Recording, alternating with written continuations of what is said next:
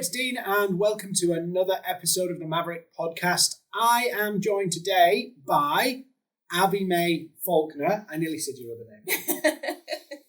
So Abby runs some of our social media. You've been here forever. Yeah. Abby, what's the journey for you been with Maverrik? I know you've kind of had kids and been away and back. But what's it been like watching our little journey? It's been nice. It's been nice to see the progression. Because obviously I came in at the start and then I went away again for like a year and a half. So a lot happened whilst I was away, which I kind of tried to keep up to date with, but I had other things to do. And then when I came back to see the progression from when I left, it was just like how we got here is amazing. And yeah, it's just going up and up and up. And good. You're also attached to another member of the team. Yes, I am. So we had a proper office romance, right? Yeah. So Abby's married to Dave. Dave's does all our graphics and all that kind of stuff. You met here. Yeah. Had kids, got married, the works. The kids come and visit. It's like they'll be working here soon. Well, they have to get over the age first, otherwise they end up in prison. So let's think about social media, and you're building our Instagram, our company Instagram, which actually is quite hard compared to like my Instagram, because people want to engage with people, and a company Instagram's tougher, isn't it? Yeah, it's really hard because on Instagram, you kind of like, it's a way to escape from every day. You go on there to scroll through. So you want to be able to see people and connect with those people. So when it's a company page, it's quite hard to get that personality across. So if we were talking, let's say the camera wasn't the camera. And I'm just going to say, by the way, Abby had no idea she was coming on. I don't know what it is. People seem to like not want to come on a podcast with me. No. It's not you. It's just the podcast. So if you're a small business owner right now and you're starting a business, say, would you say to them, make an Instagram in their name or in their company, or as them as a person? I'd say both, and I'd say use the personal one to promote the business one, because then you'll get people through your personal one and then they'll go to your business one, and it kind of like, it will progress through that way, I think. And it'll be easier to grow their personal one and then basically migrate the followers over, like the diehards become the followers of the company. Yeah. So what have you found the most difficult with the company Instagrams? Again, it's trying to get people to connect with the company one, because it's really difficult to get that personality across. So people, like, it's hard to be like, you're just doing sales, but you don't want to be too salesy, because it's, like I said, it's a way for them to escape from their everyday job. So yeah, it's kind of getting that following behind us has been a bit difficult. Yeah. And when we think about Instagram and how it's chopped and changed and all that stuff, what are some of the resources you look to try and figure out when something changes? What do you do to kind of figure out what's working, what's not? I think for me, it's kind of keeping up to date with other people on there, because there'll always be one person that sees it first, and then eventually within like the space of a day or so, everyone's doing it. So I think it's about making sure that you're on there and you're active as a person as well, because you can learn a lot from other businesses and other companies on there. And there's always going to be somebody on Instagram better at Instagram than you, right? Yeah. So you just have to be, I mean, at the end of the day, if you're a small business, how many customers do you need? Yeah. Do you need 1 million customers? Probably not. No. If you're not, like, I'm not going to use our example we talked about, Rihanna and the Kardashians, but if you're making stuff, maybe, I don't know, you're making some stuff and you're selling it, do you really need 1 million followers? Probably not. You just need the right followers, right? Yeah, that's it, the right people to follow you.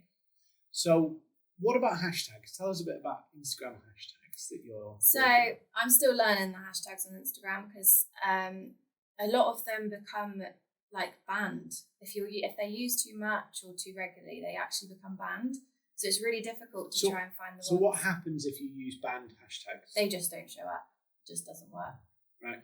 So I'm still learning that. I think it's going to be a lot longer before I actually nail hashtags on there. But you haven't got an easy slot with, effectively, you've got Maverrik. Yeah. Which we've got, a decent, we restarted pretty much at about the same time, didn't we? So I restarted my Instagram, you restarted the company page one to kind of give it a fresh start, because it had evolved, hadn't it? I mean, the Maverrik one, we look back at the bottom, the old Maverrik one, we look back at the bottom and go, ooh, that's so embarrassing. Yeah, it changed a lot. Yeah. So you also, by original trader or photographer, right? Yes. Yeah. How do you think people who have got like the stunning images have an advantage on Instagram? Yes and no. I think it depends on, again, who they're targeting. If they're targeting people that want to look at pretty images, then yeah. But if it's for like us, we're kind of giving away advice and stuff. So I don't think for us it would work as well. Yeah. No, it is tricky for us, isn't it, with imagery? Because it's like, what do you put up that people will be... Yeah. I mean, it's like when you think about it, it's quite a lot for somebody to go, that's a really good image, and click it, when actually you sell training. Yeah.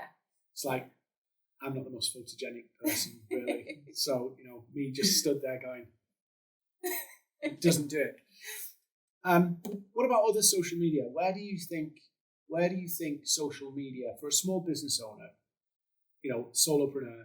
Yeah. What do you think some of the big opportunities are for them? So the other one I would say is TikTok. It's kind of still, although it's not new, it is still quite new for businesses, I think. But I think that has potential. If a business can get good on that, because a lot of like the younger generation are starting to use that now, so the people that are going into business. And we've got a client actually that you used to look after many years ago. We've got a client who's kind of blown up on TikTok as a mortgage advisor. Yeah. And that's been fascinating to watch him go through his journey of what he's done on TikTok, and it's gone nuts. Yeah. And we can remember his branding and everything. But I guess people don't quite get TikTok, but the principle of TikTok is the same. You're using a different medium, which I actually struggle with TikTok, really. I really find it hard. Yeah. Because you've got to land a message in a short space of time, and it's got to add value. And I can be a bit of a windbag, right? But you can do really well on TikTok. Yeah. I think if you're using the reels on Instagram, that's a good place to start, because you can just repurpose them on TikTok as well. And the reels are a bit more predictable on Instagram than they are on TikTok, right? Yeah.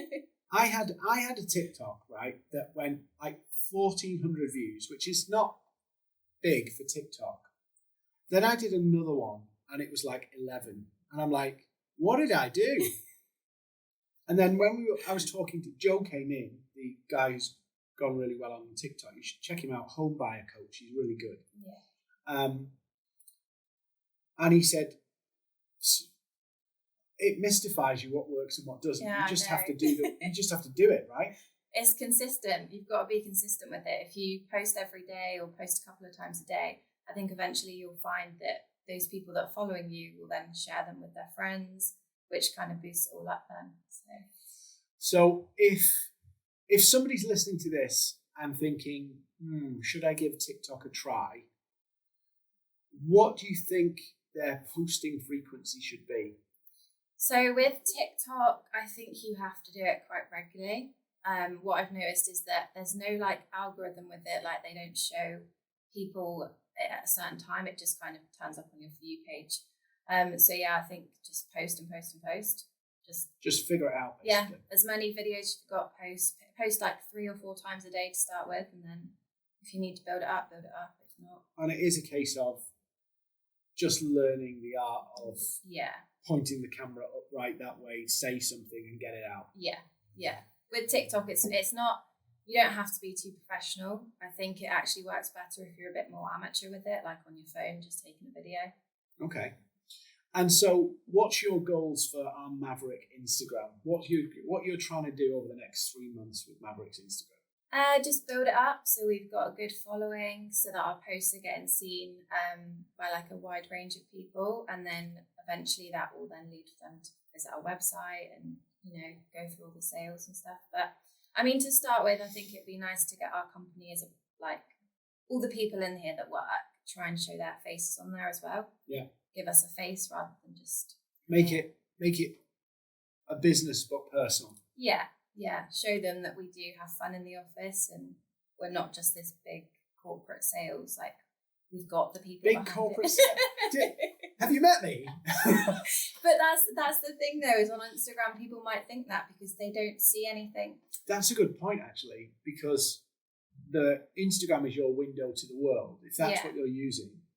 And so people do build up that picture of what is Maverrik or what is your business just by looking at the photos.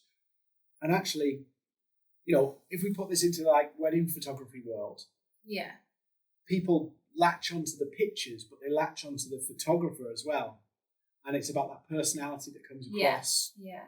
So I think it's quite fascinating. When I'm talking about like selling and sales, we often talk about, it's not just that people buy into what you're selling, they buy into you. Yeah, 100%.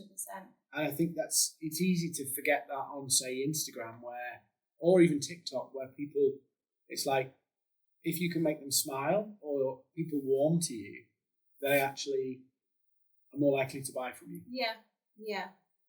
So I think that's the main aim for the Instagram, is to kind of give the company that personal side that people scrolling through will think, oh, actually, that's a cool company, that is. Do you think, and I'll leave you alone because this is totally unscripted, right? It's literally totally unscripted. Do you think now, like, everybody's worried about not looking professional? Yeah. But everybody needs to stand out. Yeah. Do you think, I want to say, do you think there's a risk in trying to stand out and undermining your professionalism? But I actually think the same's true. Any tips or any thoughts on that whole balance of standing out versus looking professional? I think it is tough because, again, like TikTok, I don't think you need to be professional on. But obviously LinkedIn and places like that is where the profession should be. So I think it's kind of working with the platform and trying to figure out the platform for yourself and see how that works and see how you want to portray yourself on that platform. Yeah. So one of the, I was just thinking, given what you said earlier, one of the big things people could be doing is looking at how some of the people who do what they do, but maybe further down the road than them. Yeah. Look at how are they doing a bit of light-hearted stuff as well as, talking about finance. Yeah. And try and strike the balance. Yeah, I think, you kind of take influence from people that are in the same profession. Yeah. I think that's because there is the risk that you could be like the comedy guy or girl or person. But you could be, couldn't you? And actually you get a load of followers who love the comedy but wouldn't take you seriously for business. Yeah. And then you could have the total opposite, where they know what you're talking about, but you're just boring. Yeah. It's not easy, is it? No. But I guess you just have to try, right? You just have to try. Trial and error. I think that's it. And final question. I know I said that before, but this is the final question. When what length of time should somebody give it before they go, oh, this isn't working? Is it 1 post, 10 posts, 100 posts? Is it 1 month, 2 months, 6 months, 12 months? At what point do they say, I've tried it and I should give up? I think if you're committed to making it work, don't give up. I think it might take some people a couple of weeks, but it might take some people a couple of years. So I think if you want it to happen and you want it to work, just keep trying. Okay, cool. Social media isn't easy. It isn't a miracle cure like some people who sell things for $97 claim. You have to do the work. I think that's clear from what we're saying. Yeah. And you have to do the research. But when you do build a platform, it is an asset to you. So thanks for joining us on this episode. Go and hunt us both down on Instagram. Hunt the Maverrik channel. You got yours yet launched? No, I'm You're hiding. Yeah. So we'll let you know when Abby comes out of hiding on Instagram, but come and find me and Maverrik on Instagram, and thanks for joining us for this episode.